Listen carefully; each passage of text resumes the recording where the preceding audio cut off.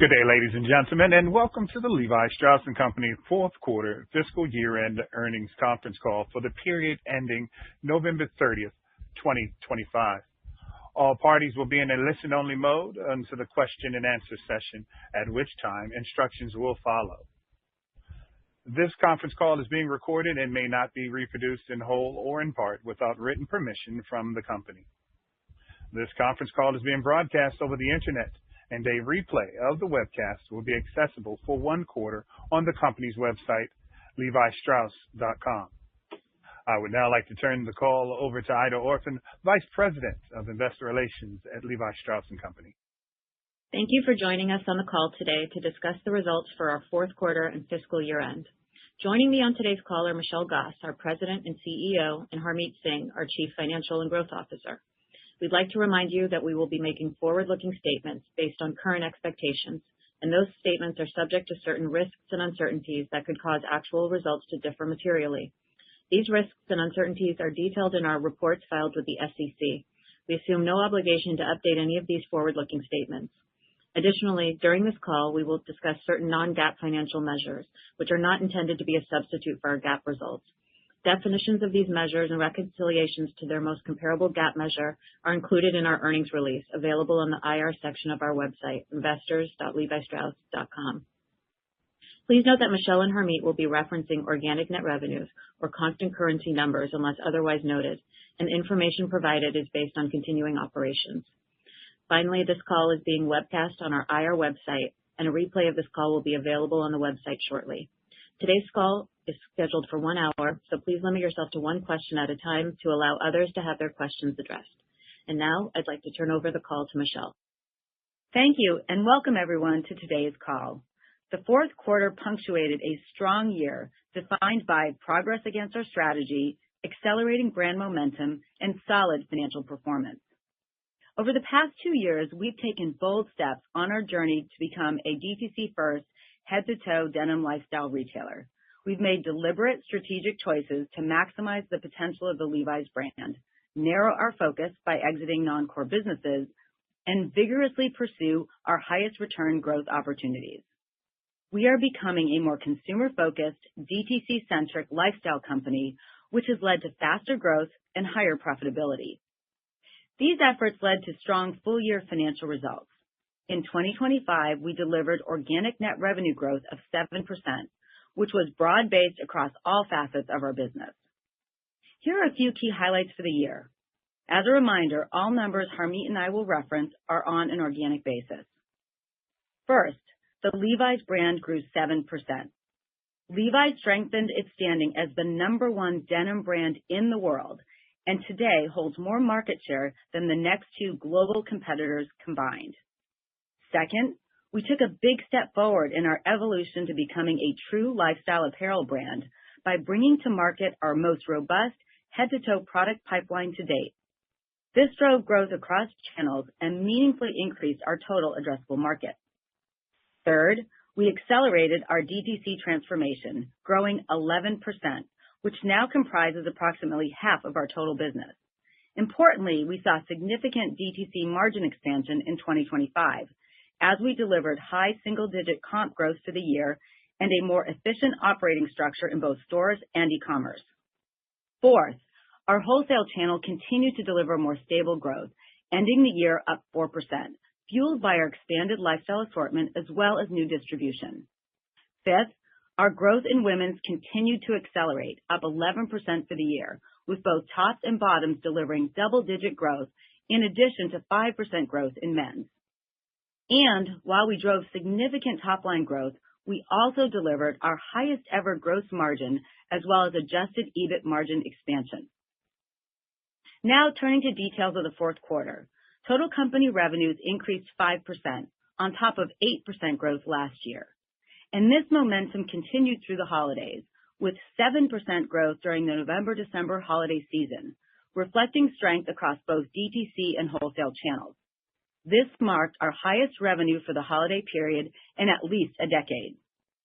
First, I will walk you through the progress made against our brand-led strategy, which centers around how we're amplifying the power of the Levi's brand through an innovative and fresh product pipeline and culturally relevant marketing. In Q4, the Levi's brand grew 4%, driven by strength in men's and even higher growth in women's. Growth in men's and women's continues to be driven by both our core as well as the newness we've introduced throughout our assortment. A testament to the strength of the brand, in 2025, we cemented our number one position in men's, women's, and in our key youth demographic of 18 to 30-year-olds in the U.S. These share gains are supported by strong brand heat, reflected by higher social media engagement and meaningful gains in brand equity versus last year. In Q4, we continue to fuel our global brand momentum while strengthening our relevance in local markets. We unveiled a number of unique collaborations. Examples of these include a premium collection with Barbour and a limited edition footwear launch with Nike and Japanese streetwear icon Nigo. We celebrated our final chapter of the Reimagine campaign with Beyoncé and launched our global campaign targeted at men featuring Shaboozey and Maddie Matheson. And we also reinforced our long-standing link to music culture by celebrating a full decade as an official sponsor of Corona Capital, Mexico's largest music festival, putting the brand front and center in our second largest market. Moving to product. Our evolution into denim lifestyle is resonating, and the Levi's brand is gaining even more share of the closet as our tops business continues to accelerate. The tops reset we initiated a few years ago, bringing in new internal talent, new vendors, and enhanced capabilities, is paying off today. In Q4, tops grew double digits, driving nearly half of our revenue growth and meaningfully higher AURs versus last year. Strength was broad-based, reflecting growth across men's and women's, which was driven by strong demand in our elevated assortment of sweaters, wovens, and outerwear. Tops will continue to be instrumental to our denim lifestyle strategy. And while we're pleased about our progress to date, we are just getting started as a destination for the tops category. Within our bottoms business, we are showcasing our most diversified portfolio yet, with everything from our core icons to our innovative fashion fits and non-denim bottoms, all delivering growth. While skinny and straight fits remain popular, loose and baggy styles continue to accelerate. New styles like the 578 baggy for him and our expanding barrel family for her are fueling momentum as we own more of the denim market in both his and her closet. In Q4, we successfully completed the global rollout of our Blue Tab collection, which represents the most premium expression of our brand. While we are still in the early stages, the strong consumer response to this collection gives us conviction in the opportunity in the premium segment of the market, which is sizable and largely underpenetrated by the Levi's brand. In 2026, we will further expand the assortment and roll it out more broadly across our DTC business as well as select premium wholesale accounts. Looking to 2026, we enter the year with a robust product pipeline and a brand that's more culturally relevant than ever.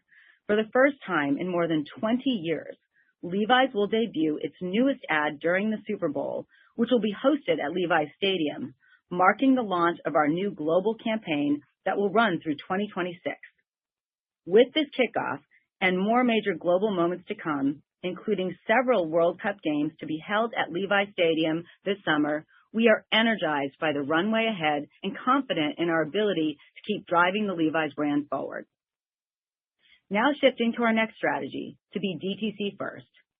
In Q4, our global direct-to-consumer business delivered another quarter of double-digit growth, up 10%, and posted its 15th consecutive quarter of positive comps. We generated another quarter of high single-digit comp growth, reflecting positive performance across all store KPIs, including traffic, conversion, and UPT, in addition to AUR growth across every segment.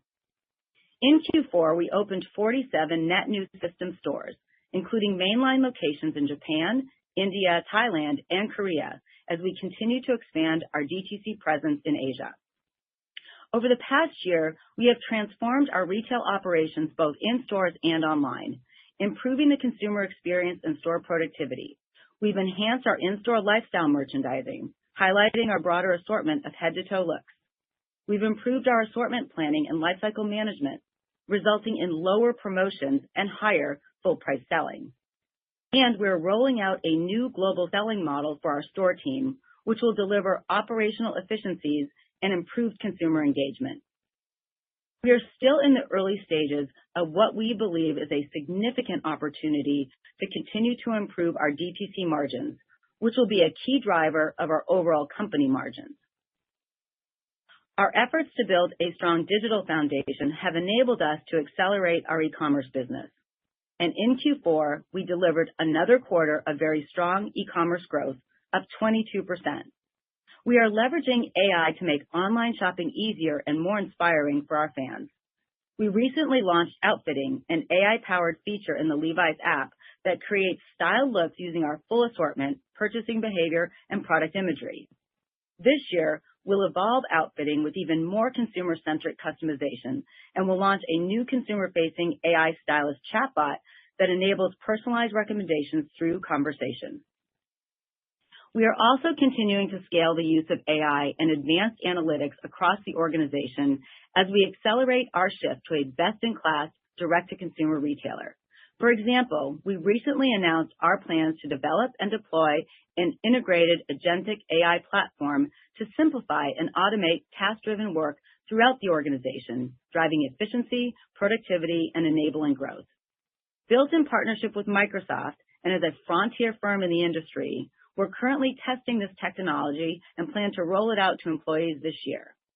These initiatives are rewiring the company for a bold future, creating meaningful opportunities to enhance consumer experiences while unlocking additional operational efficiencies.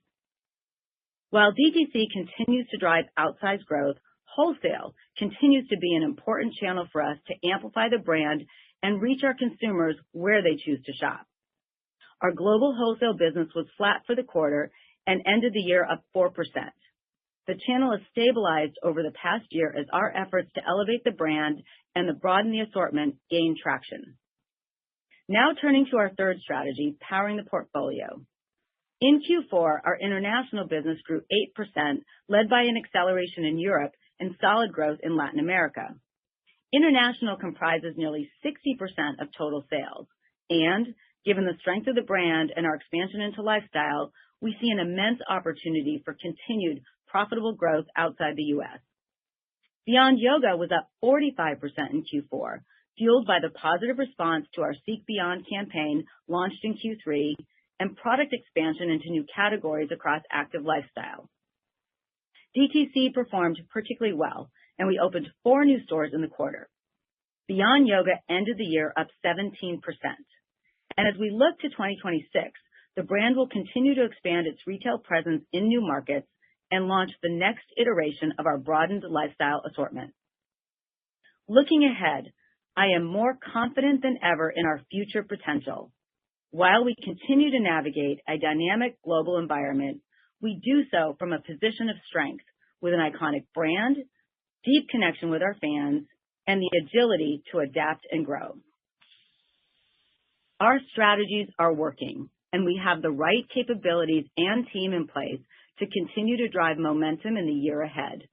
We'll keep building our denim lifestyle leadership by bringing fans fresh new products across every category while continuing to celebrate the iconic styles that have shaped generations. And we'll continue to keep Levi's at the center of culture through a focus on sports, music, and youth, showing up powerfully on the world's biggest stages and sparking excitement that deepens our cultural relevance globally. All of this is supported by our continued commitment to drive operational excellence and to strengthen our execution grounded in a focus on discipline, accountability, and performance. I'd like to thank our incredible, talented, and passionate team for driving our transformation into the world's denim lifestyle leader and delivering outstanding service to our fans every day. Together, we're building a stronger foundation for sustainable, long-term value creation. And with that, I will turn it over to Harmeet to review our performance in the fourth quarter, the year, and expectations for 2026. Harmeet. Thank you, Michelle. 2025 was a strong year with continued consistent, profitable growth for our company. I'm pleased that our growth has accelerated over the last 3 years, and we have established ourselves as a consistent mid-single-digit growth company, which we expect to continue in 2026. We've also made progress each year on expanding margins, both gross and operating, while driving higher returns on invested capital, ending the year at approximately 16%. Our 2025 financial results reflect the strength of our business and demonstrate that we have the right building blocks in place to drive long-term sustainable growth. Our focus on denim lifestyle has enabled us to accelerate growth by expanding our total addressable market with our broadened assortment of non-denim bottoms, tops, dresses, and skirts, which contributed to almost a third of our growth in 2025. Our disciplined approach to converting growth into profitability improved adjusted EBIT margin by 70 basis points in 2025. And we achieved this while navigating higher tariffs and investing in remapping our distribution network as we build the roadmap towards becoming a $10 billion DTC-first company. In 2026, we will continue to grow adjusted EBIT margins through our relentless focus on driving higher revenue flow-through while making the right investments for our long-term growth, including growing our store base, AI capabilities, and marketing. In addition, we're making meaningful progress on mitigating tariff impacts on our P&L through targeted pricing actions, higher full-price selling, lower product costs, and prudent management of our cost base. Now, let me walk you through the specifics of our fourth quarter performance. Organic net revenues grew 5% and were up 13% on a two-year stack. Our outperformance was driven by better-than-expected results across channels and geographies.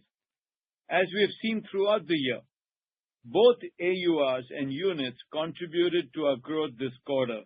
We expect both price and unit growth to drive the top line in 2026 and beyond.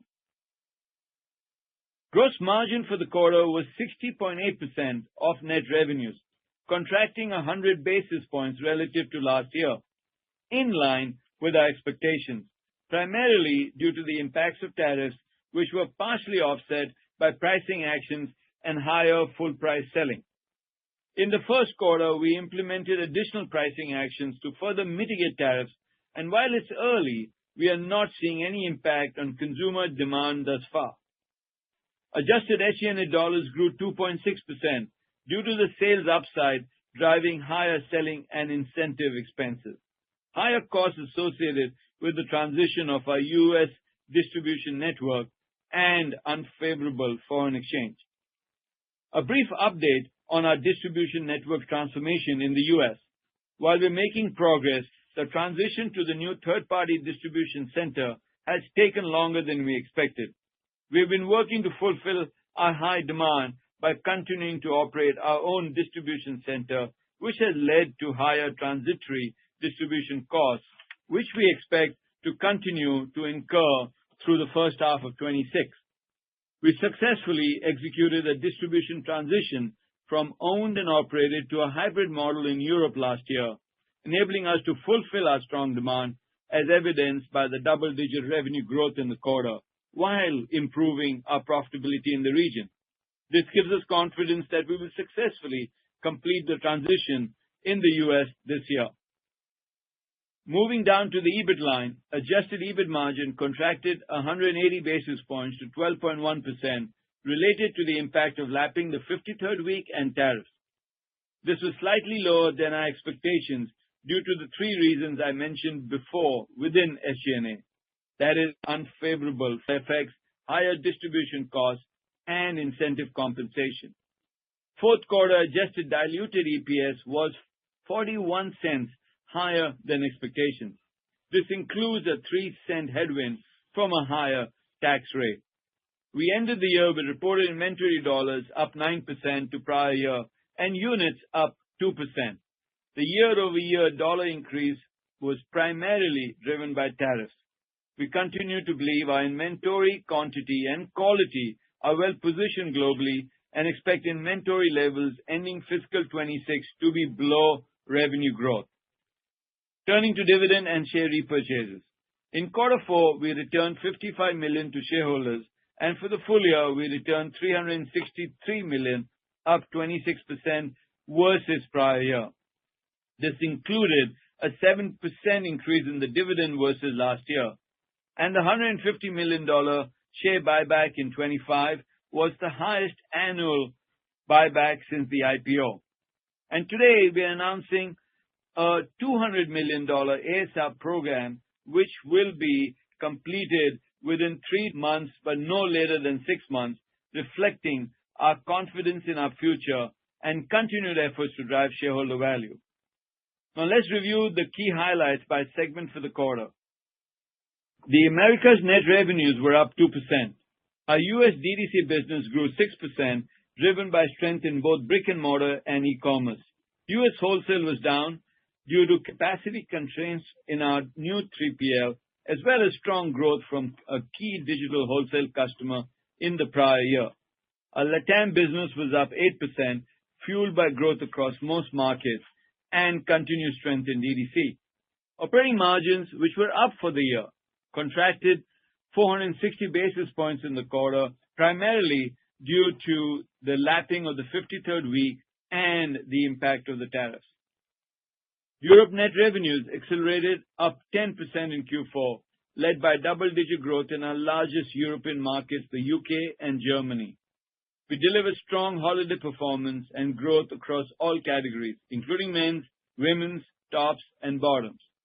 Gross margin expansion and SG&A leverage resulted in operating margin growing 330 basis points versus prior year. Europe's operating margin for the full year grew 180 basis points. Asia net revenues grew 4% year-over-year, fueled by strong DTC performance. Key markets, including Japan and Turkey, delivered double-digit growth this quarter as a head-to-toe lifestyle offerings continue to resonate with consumers and drive growth. Operating margin expanded 140 basis points versus prior year, driven by gross margin strength. For the full year, Asia grew 7% and operating margin expanded 60 basis points. Now let's turn to our outlook for fiscal 26 and Q1. We are pleased with our Q4 results and with our trends in the first quarter, including a successful holiday period. Looking to 26, we expect organic net revenue growth of 4 to 5%, with 1 point favorability from foreign exchange, resulting in reported net revenue growth of 5 to 6%. By segment, we expect the Americas to grow low single digits, Europe mid-single digits, and Asia mid to high single digits.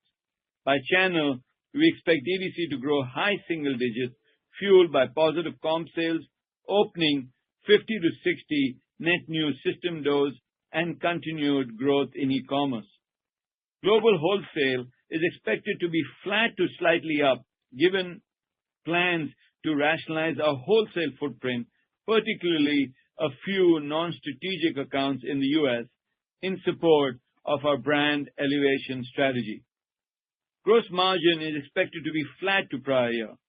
This includes an approximate 150 basis points gross impact from tariffs, which we plan to offset with pricing actions, higher full price selling, product cost reduction driven by lower cotton rates and vendor negotiations, SKU rationalization, and favorable mix. FX is expected to be a 20 basis point headwind to gross margin. While these mitigation factors will begin to flow through the P&L early in the year, we anticipate the pace of benefit realization will accelerate as we progress through 2026, with a more meaningful contribution emerging in the later part of the year. The fundamental drivers of our gross margin expansion, which are mix, higher full price selling, continued product cost reduction, remain intact, positioning us well for a resumed full-year expansion in 2027. We expect our fully adjusted SG&A rate to improve by approximately 40 to 60 basis points as the organization is increasingly focused on driving operating leverage. This is driven by cost actions to mitigate tariffs, expansion of our global talent hubs, limited headcount increases as we drive productivity, and efficiencies by expanding AI usage and easing costs from running parallel distribution centers in the second half of the year. For the year, we expect marketing spend to be approximately 7% of total revenues, flat to 2025. As a result, adjusted EBIT margin is expected to expand 40 to 60 basis points in the range of 11.8 to 12%. Given our mid-single-digit growth and our focus on growing gross profit dollars ahead of SG&A dollars, we do expect to leverage for the full year. We expect the full-year tax rate to be around 23%, 2 points higher than 25. And interest expense is expected to be approximately $12 million a quarter. Full-year adjusted diluted EPS is expected to grow and be in the range of $1.40 to $1.46. This includes a 4-cent headwind from a higher tax rate and a 20-cent drag from the higher gross impact from tariffs, which we are fully mitigating. CapEx should be approximately $230 million, 3.5% to 4% of revenues, primarily to support store openings, fleet improvements, and our digital investments. Before I discuss our Q1 guidance, I wanted to give some color on the cadence of the P&L for the year. We expect consistent mid-single-digit revenue growth throughout the year, with Q2 slightly lower due to seasonality. We expect gross margin to improve in the second half as we realize the benefit of pricing and lap the impact of tariffs. On a full-year basis, as previously mentioned, we expect marketing spend to be 7% of total revenue. However, this spend will be Q1 weighted given the timing of our global marketing campaign, which kicks off in February with the Super Bowl. Because of this, we expect Q1 spend to be approximately 160 basis points than Q1 25 and lower in the remaining 3 quarters of the year. As a result of the Q1 marketing phasing, operating margin is expected to contract versus prior year in Q1 26 and then expand as gross margin expansion and operating cost leverage take hold, driving full-year growth. Now turning to the first quarter of 2026, we expect organic net revenue growth of 4 to 5%, consistent with our full-year forecast, and a 3-point FX tailwind resulting in 7 to 8% reported net revenue. On a 2-year basis, this is an acceleration from Q4 25 and demonstrates that we are maintaining momentum. Gross margin is expected to be slightly down versus Q1 25, primarily due to the continued impacts of tariffs. As noted earlier, we have already implemented further pricing actions earlier this month, and additional pricing actions will occur in February. Adjusted EBIT margin is expected to be down 140 basis points versus Q1 25 to 12%, primarily driven by the timing of the marketing campaign. While the production costs are expensed in the first quarter, we expect to benefit from the campaign through the course of the year. Excluding A&P timing, adjusted EBIT margin leverages in Q1. And in Q1, we expect adjusted diluted EPS to be between 35 to 38 cents. This includes a 7-cent drag from A&P. In closing, 2025 was another solid year for us while accelerating top line and bottom line, evidencing the success of our strategies and our transformation to a denim lifestyle DTC-first company. We enter 26 with strong momentum and a maniacal focus on expanding operating margins. With a robust product pipeline, growing TAM, and clear plans to mitigate tariffs, along with a talented and experienced management team, we look forward to another year of consistent growth and margin expansion. Beyond 26, we are confident about what's ahead. Our iconic brand, global reach, and relentless focus on growth and cost management will continue to create lasting shareholder value well beyond 2026. And with that, Latif, let's open up the line for Q&A.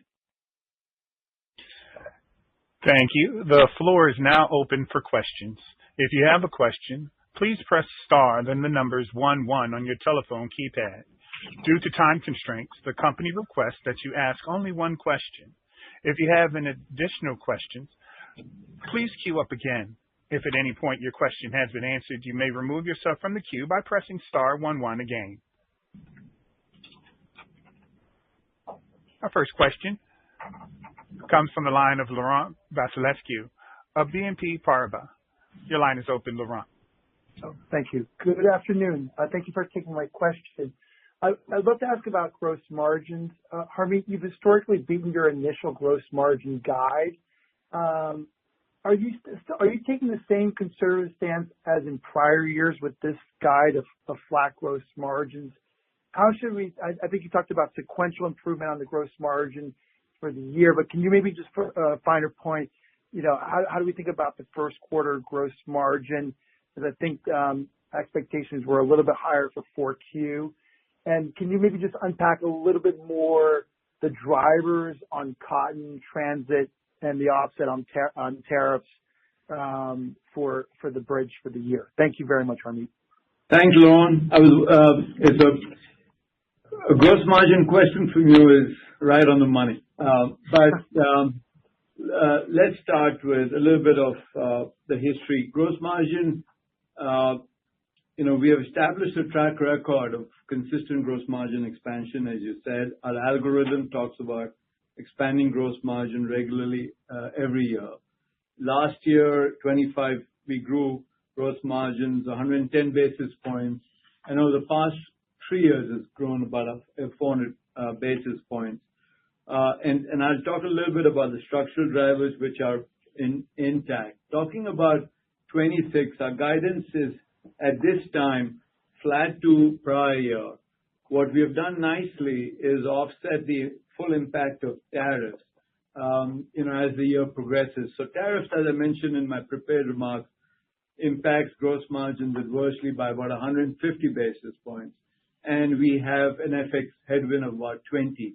We're fully offsetting this with higher pricing. Most of it's been implemented. We're not seeing any initial demand reaction to it, so the elasticity is pretty good. More full price selling, which is something that we've been focusing now for about 12 to 18 months, especially as a product, our newness is resonating well with the consumer. And then lower product costs, which is a combination of better and lower cotton, as well as the negotiation with the vendors as we rationalize SKUs, reduce unproductive assortments, etc., etc. And the only thing I would say is the structural benefits, which is growing, more aggressively, things like women's, which is higher gross margin than men, DTC, which is high gross margin and wholesale, and international, which is high gross margin than the US, that's intact. So as we think about 26, I think the way we flow this is first quarter will be slightly down than a year ago because the pricing gets effectuated and improves and accelerates in terms of year-over-year performance as the year progresses and we start lapping tariffs. And as we think about 27, Laurent, our view is, we don't guide 27 right now, but our view is the structural aspects that we're focused on growing, which is through mix, which is DTC, women's, and international, will resume the acceleration of gross margin in the years to come. So that's how we're thinking of gross margins, and I hope that answers your question. It does. Thank you very much, and best of luck. Thank you. Our next question comes from the line of Matthew Boss of JP Morgan. Your line is open, Matthew. Thanks, and congrats on another nice quarter. Thanks, Matt. So, Michelle, how does your mid-single-digit organic outlook for this year size up to the denim category? Maybe where do you see opportunity to increasingly move to offense this year? And then, Harmit, on that topic, Could you elaborate on the acceleration to 7% organic growth in November and December? I think that's on top of 8% growth a year ago, so a mid-teens two-year stack. Just could you speak to the strength that you're seeing, and have you seen any softening in top-line momentum post-holiday? Okay, great. Matt, I'll start with your first one. We feel really good heading into 2026. I mean, I'd say it's clear that our strategies are working, and just as 25 was a strong year, plus 7% organic growth, we're expecting 2026, as you said, mid-single digit, 4 to 5 organic, 5 to 6 on a reported basis. Highlights from my standpoint are number one, I'd say that we are in the best shape that we've been in decades, both operationally and financially. 25 is certainly a good proof point of that. Our strategies of being brand-led, DTC first, and powering the portfolio are clearly working, and they're driving broad-based growth across channels, categories, genders.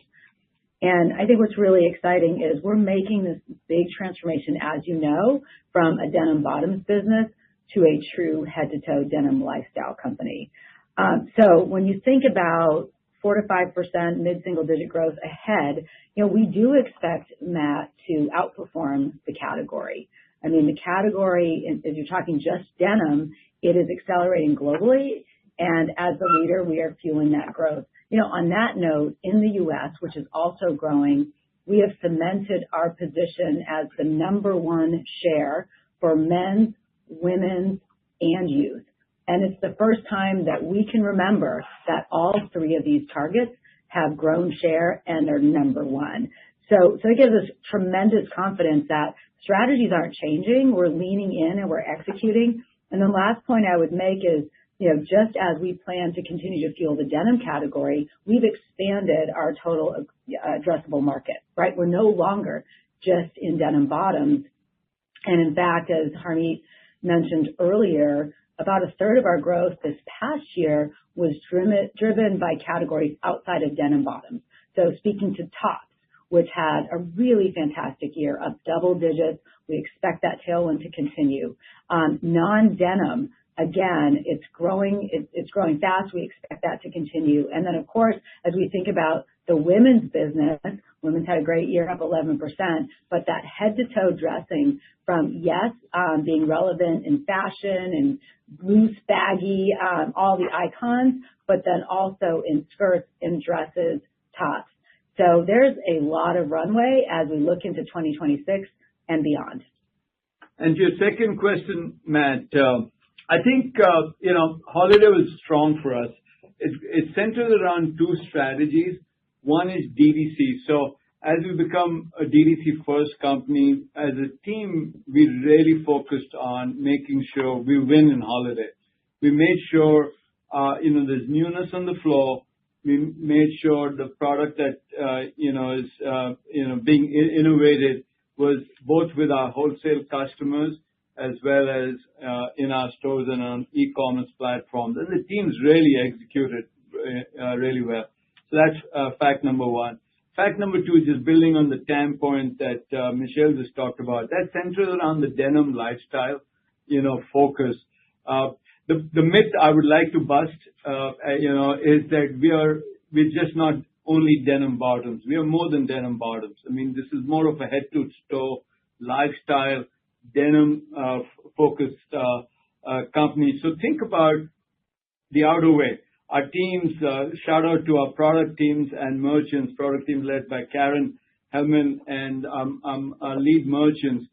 We sold a lot of sweaters, more than we've sold in a long time.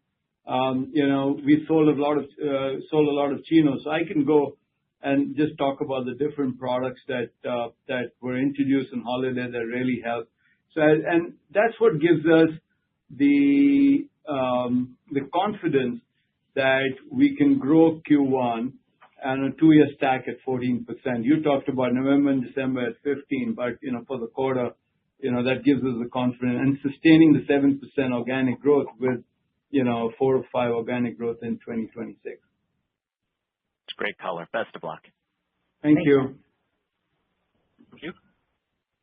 Our next question comes from the line of Jay Sole of UBS.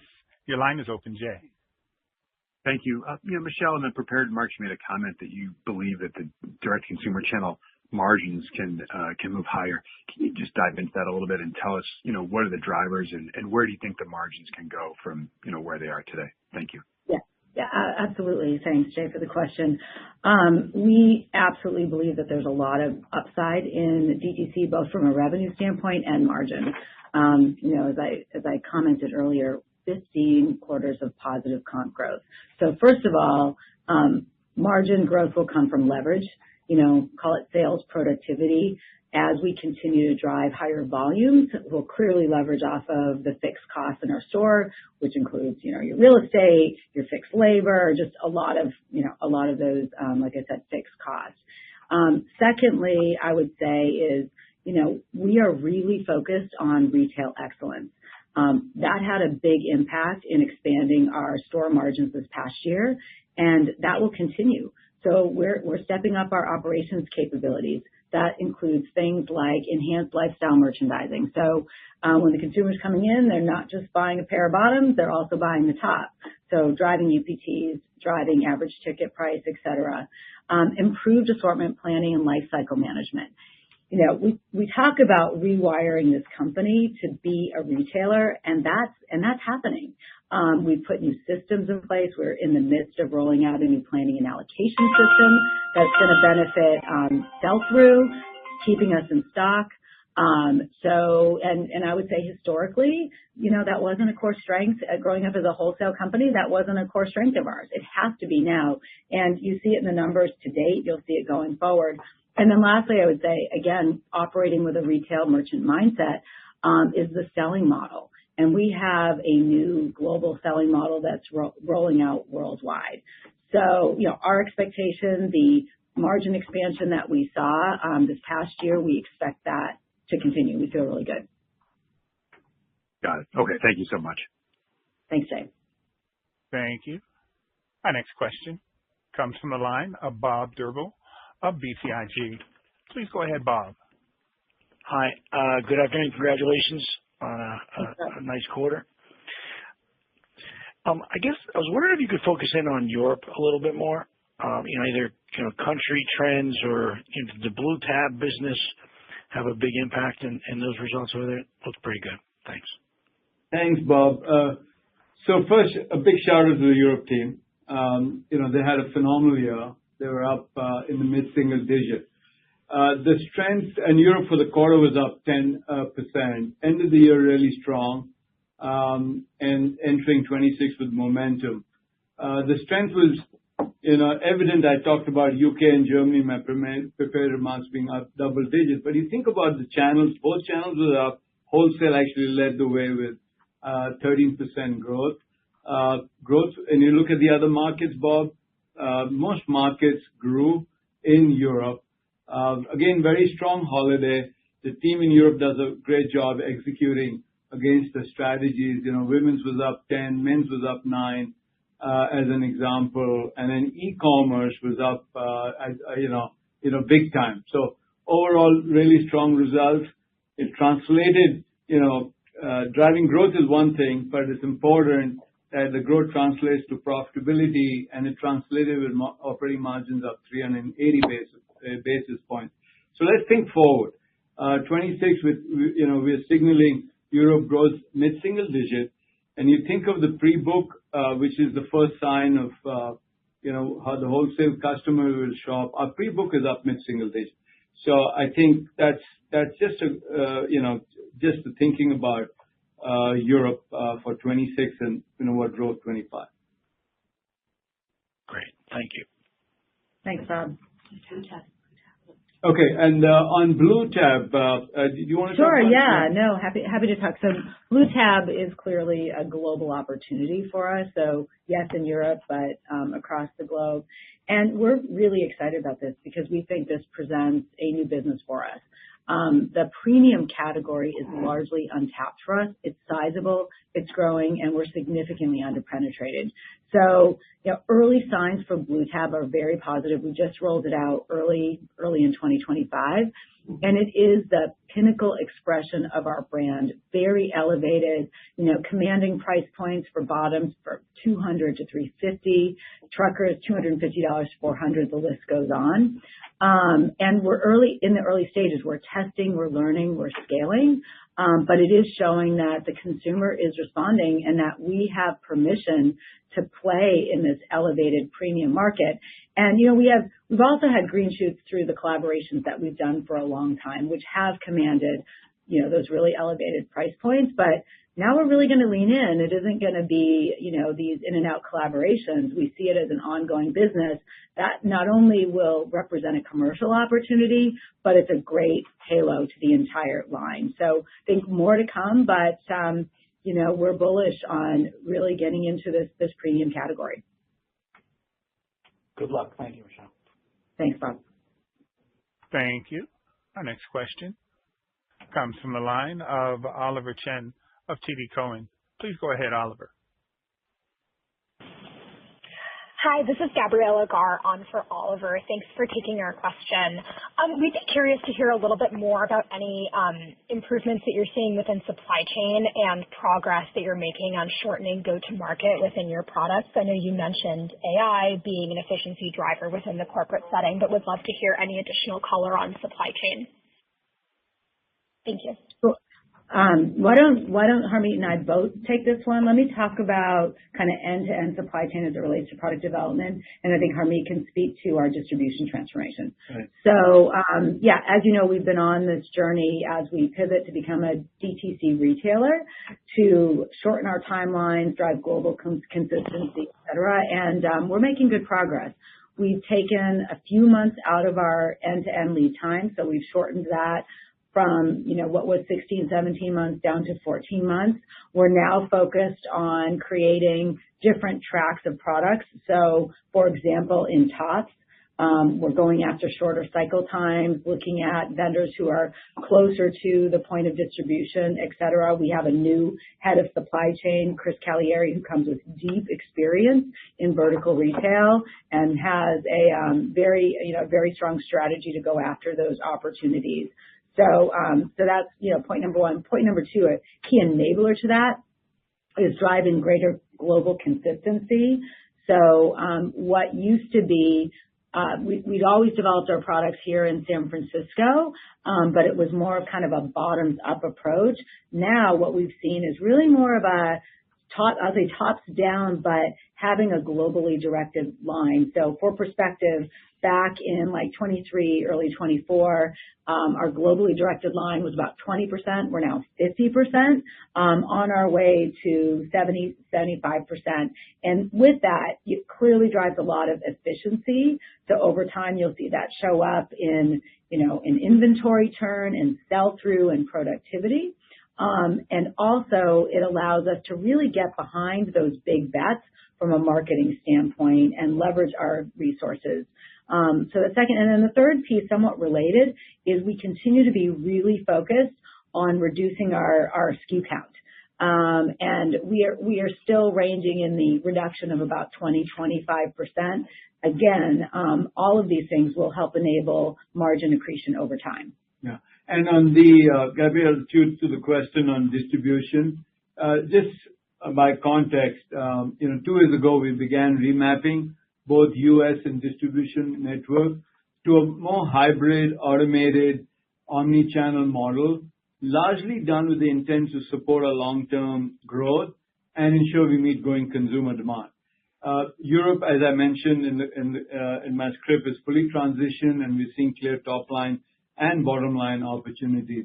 In the US, the ramp up has taken a little longer than we expected, and so we supplemented this by ensuring that one of our own facilities stayed open a little longer, as well as increase the manual operation, because to be honest, the demand outstripped our expectations given the wonderful product that we have and we have introduced in the marketplace.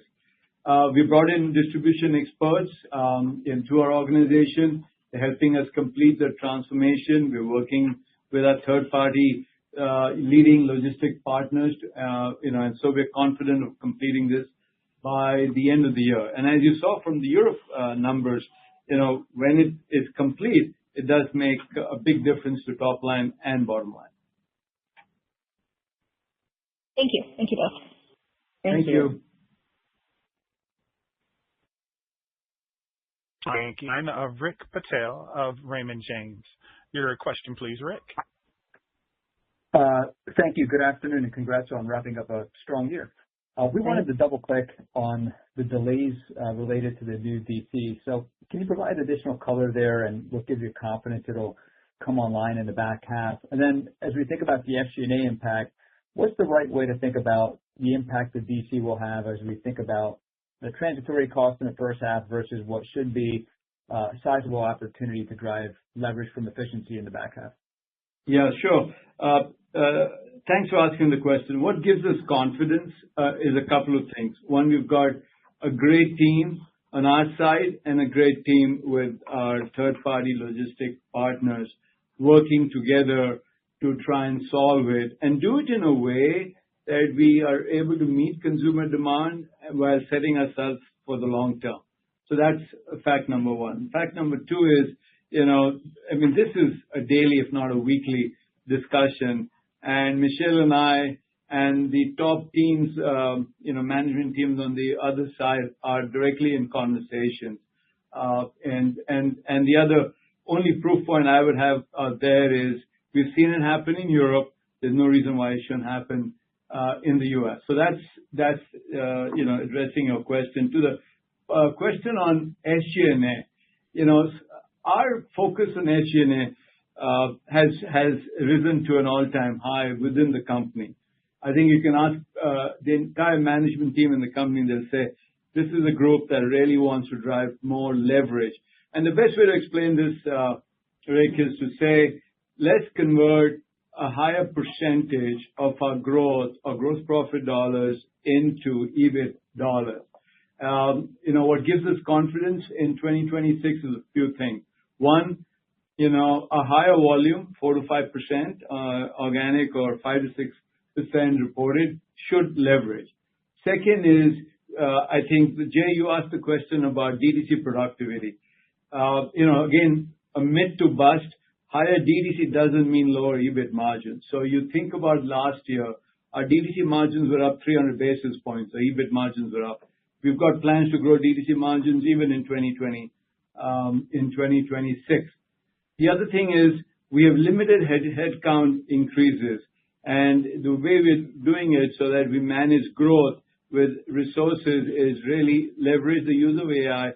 And we've got Global Talent Hub, which is centers around the world across all functions where we're leveraging talent. And that should help us, offset some of the cost increases. And to your question about distribution costs, we feel the parallel running of the DC, that pressure eases by the first half of the year. So you start seeing some of the benefit in the second half of the year, and you see that in the P&L. And overall, our SG&A rate as a percentage of revenue, which we have always said will be around 50%, we think in 26 will be lower than that. Very helpful. Thank you. Thanks. Thank you. Our next question comes from the line of Tracy Kogan of Citi. Your question, please, Tracy. Hey, it's actually Paul Lejuez from Citi. Hey, Paul. You mentioned several rounds of price increases. I was wondering if you could just talk about where those are happening and the magnitude, and maybe tie that into your assumptions for growth by geography in F26 as you think about the breakdown between price versus units in each of the three geographies you mentioned. Sure, Paul, I'll take that one. As we talked about earlier, we are taking, call it thoughtful, targeted pricing actions as part of our tariff mitigation. And that's largely happening in the U.S., although as ordinary course of business, we do take pricing around the world as we mitigate things like inflation and the like. But, our focus for the most part was here in the U.S.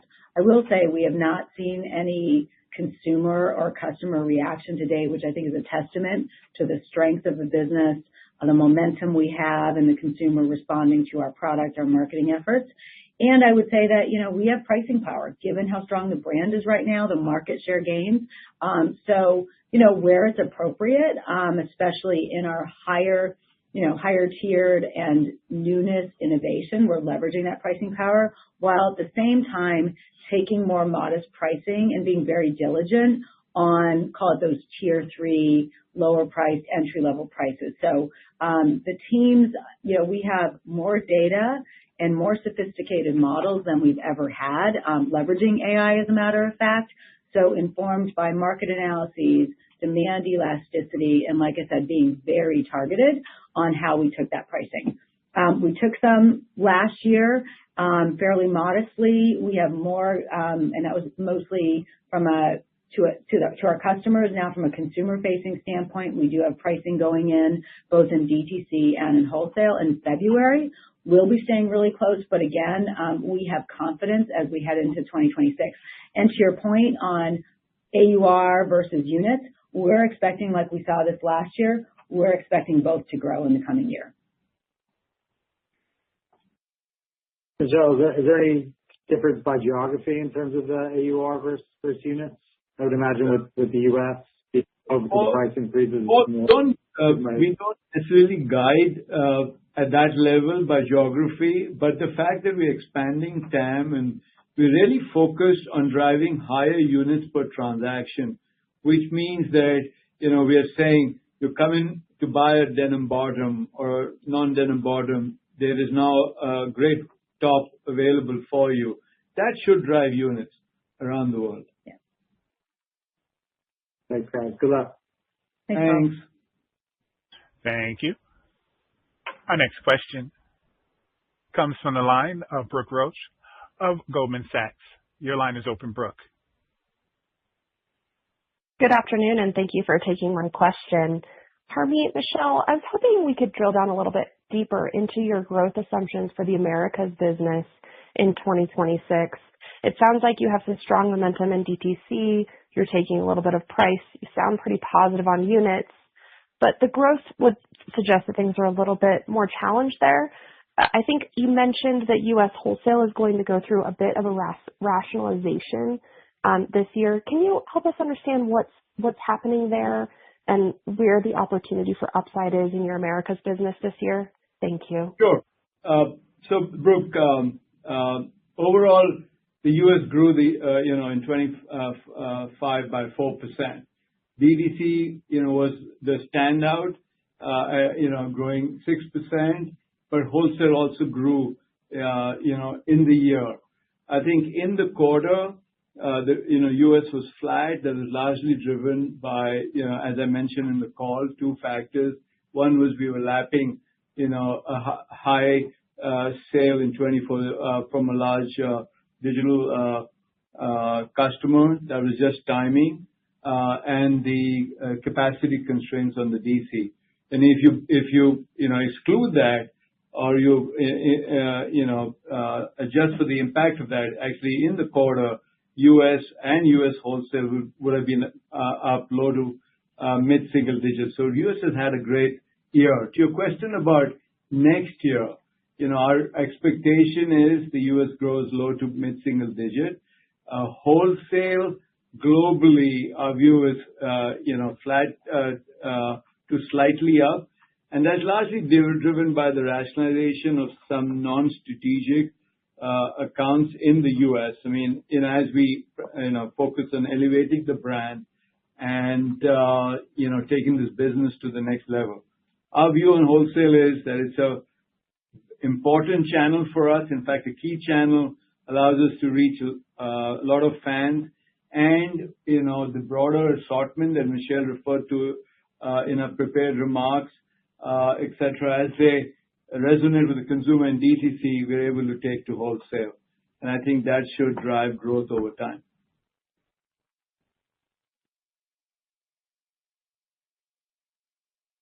Thank you.